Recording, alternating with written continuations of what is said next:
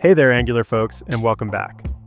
Angular 21.1 just added something that sounds tiny, but quietly eliminates a whole class of helper methods we've all written for years. We can now compose arrays and objects directly in templates using the spread operator.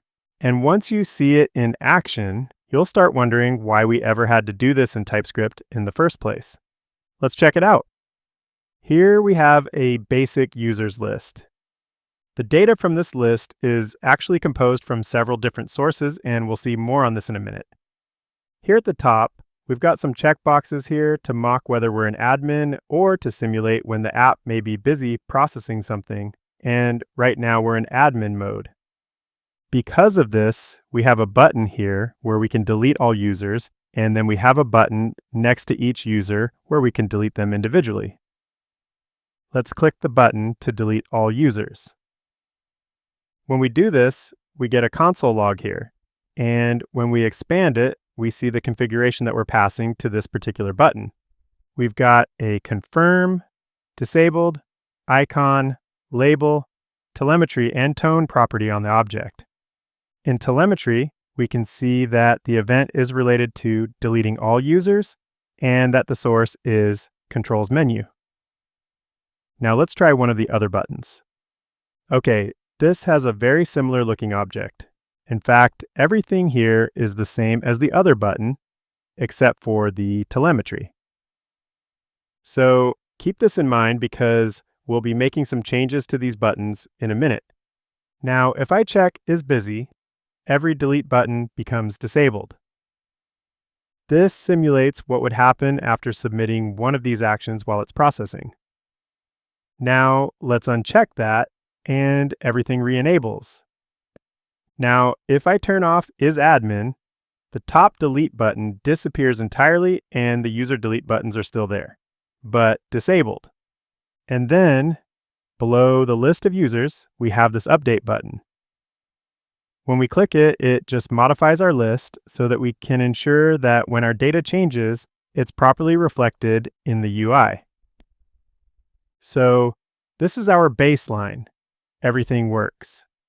Now let's look at how it's built. Let's take a look at the code. Let's open up the template for this component. Now let's scroll down to where the users are listed out. This is pretty straightforward. We have a simple for block that renders users based on this user's array. Let's see how this array is being created. Okay, here we can see we have these four properties: pinned users, search results, suggested users, and invited users. These are all signals that come from an external source. Then below these, we have a user's computed signal that merges all of these together into a single list. And this is what we currently use in the template. This is perfectly fine as is. It's a perfectly acceptable way to do this type of thing. But now we've got a new option. We can compose this list directly in the template using the spread operator. Let's go back to the HTML. Let's add a new template variable called users. It will be an array. Now inside of it, we can just use the spread operator to add each of our user list signals to create an array right here. That's it. We don't have to use the computed signal if we don't want to.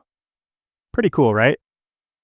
And that matters because this logic is purely about how the view is shaped. It doesn't need to live in the component class anymore. Then we just need to update the select all checkbox logic to use this new variable.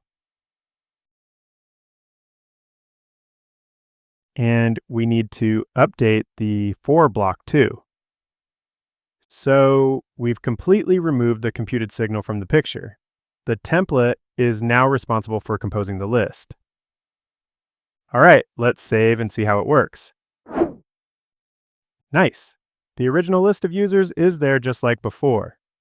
And now, what about when we click the update button? Nice, that works too. Everything behaves exactly the same. But now our list composition lives with the markup that consumes it. No helper methods, no computed signals, just simple declarative UI. It's just another slightly more simplistic way to create the list in this case. Now let's look at another example. Here's the code for the delete all users button. It uses a custom component that takes in a config input. There's quite a few properties in this object, and if we remember back to the original example, lots of these were the same in the individual delete user buttons. Let's scroll down and look at how those are wired up. Here, if we're an admin, we get one button. This is very similar to the button at the top. In fact, only the telemetry is different. Then, if we're not an admin, we get a different button with a different config.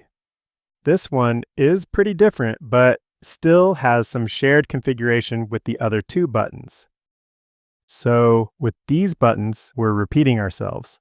And repetition always grows. First it's 2 buttons, then it's 4, then someone fixes a bug in one place and forgets the others. So let's simplify this. First, let's add a variable for the configuration that's shared across all 3 buttons. This is the label, icon, and confirm. Okay, now let's create a variable for the configuration shared across the 2 admin buttons. In this, we can use the spread operator to include our shared configuration, then we'll add the tone and disable it when busy.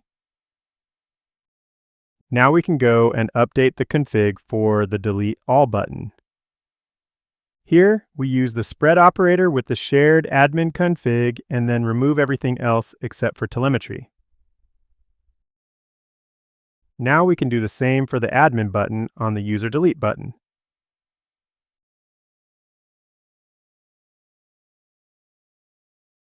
Then on the non-admin button, we'll use the shared configuration to replace everything except for tone, disabled, and telemetry.